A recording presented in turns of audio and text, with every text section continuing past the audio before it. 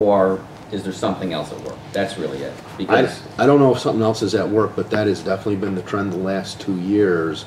The only thing that I could recommend is, again, is Karen and I went through the numbers, because we went through that in detail, and then we asked and received what it would cost in roundabout estimates if we eliminated the program and still had to administer a program, even if it's outsourced. Far exceeded. The only thing I could recommend is on an annual basis that the Finance Committee review and then bring forth to the board projections of the coming year, so that you can always keep an eye on things like that. And I think it would probably max out if, we've got 64 students. I think a couple years ago we had like 39 or 40 something. Right. I mean, so the number of students enrolled, so of course then the teachers and the aides has gone up. Right. And certainly our revenue is not coming near close to cover that. Right. So, but more students should imply more revenue, unless all those students are IEPs. Yeah, right. That's not necessarily a true statement, unless you take in the last half of your statement. More students could be more. Right. More students could be more IP. Having more students doesn't necessarily mean that all of them coming in are full-fledged paying families. No, I just want to be clear on this. So this did not include the separate LADSI preschool program, correct? Mark, is that correct? No, that program is a designated LADSI program that takes in students from other districts, as well as some of our students who need a special program. So some of our kids that have IEPs that are in that program are not double counted in this program, correct? They're not. Okay. Okay. Okay, anything else on the fees? So where we left that is, Mark, there's just a couple of pieces of information you will gather for the board. And I'll put that in the weekly update, and then this will be in the consent agenda for January. Okay. Erica, did you get that? Okay, thanks. Okay, next item, district contracts. Let me just go through these one at a time. Transportation, the good news there is that the board had the foresight in 2010-11 to get the bus company to agree to a 2-year extension that carries us through 2012-2013 at the Consumer Price Index, which I'm sure they may be regretting at 1.5 increase when we look at the cost of fuel. So anyway, at this point, there's nothing that needs to be done there.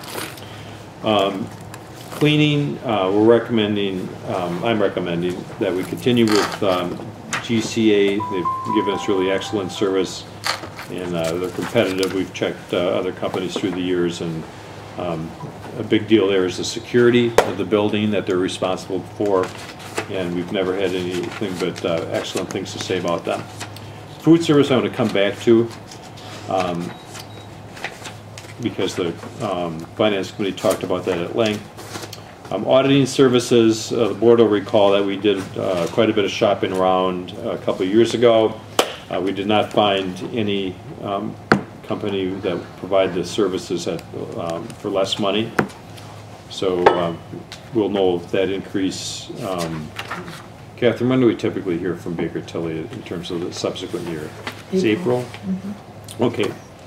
And then last thing is with John Wick, recommending that we continue with them. Particularly, this is going to be an important year with the change in testing. So his services will definitely be essential to the transition, and that is a calendar year by calendar year contract. So if the board accepts my recommendation, that action would need to be taken on January 19th to approve that.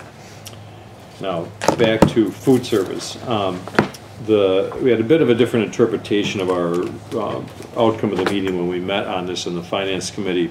It was my understanding that we would continue. We talked a lot about what we might look for in terms of comparisons, and so what we wanted to do, rather than talk to companies directly, because you get one kind of perspective from them, is that we actually wanted to look at schools that use, there's a couple other providers of the same type. In other words, are prepared meals. We do not have kitchen facilities where we can prepare food on site, so it needs to be brought in.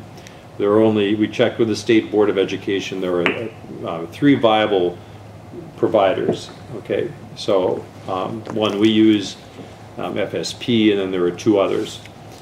So our intention is to actually talk to schools and get the menus that they're using, get the prices, so that we know, just what, that would look like, and do that before we'd make any decision to go out to bid. The caution about going out to bid is that if you do that and the bid process takes place, you are obligated to take the lowest bidder. And with food service, that may not always be a desirable state of affairs. And I can tell you from talking with a lot of districts and things that have happened where they were looking for a change, they were promised a lot. The bid process after the first year, they got the lowest bidder, and the next year either the price goes up or the quality wasn't there. And so you have to really think about this and before you do it.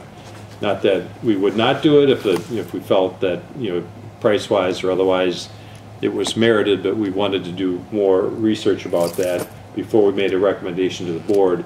And again, the best research that you can do on this is to talk to other schools and know their experiences, know exactly what they're paying, and all of that. So since we only met last week, Wednesday or whatever, we haven't completed all of that because we've got to get the name of the vendors, get the name of the schools, contact all these people. So Karen and I have talked subsequent to the meeting, and it was her understanding that we still may bring a recommendation to the board to go out for bid next year. So what I'm recommending that we do with this is that the Finance Committee meet again in January. We'll have the information then. We can look at it and be more informed as to whether we want to go out for bid at this point in time, rather than just saying it's off the table entirely. And if my colleagues on the Finance Committee agree to that, we certainly can do that. But we simply didn't have the information, within a week that would, make an informed decision on it. So we would just put food service contract for review on the January agenda. Mm-hmm. Are we comfortable with that? Moving forward with this? Okay. Okay. I do have a question about the contract with John Wick. Mm-hmm. I know that items for the next agenda, you have ITBS results. What is the status? Yes. And I'm asking that question specifically because of the contract that's down here and John's work. We received, what we were waiting for was to get the data electronically, and that we received the disk, I think, 2 days ago, and that immediately was advanced to Dr. Wick for analysis. The other thing that we were waiting for is the more comprehensive report to parents, which we also received at the same time. So we do have what we need for, Diane, nice song. Sorry. Okay, where was I? Well, with regards to the ITBS results, is there, obviously not having those results to me seemed that John really wasn't able to fulfill all of the obligations that we're looking for him on an annual basis if we could provide him the data. So are we in a position where we can say that at the conclusion of this year, John will have been able to perform the work that he was contracted to do? Yes. Typically, we've completed that at an earlier date, but now we were in a position to say that.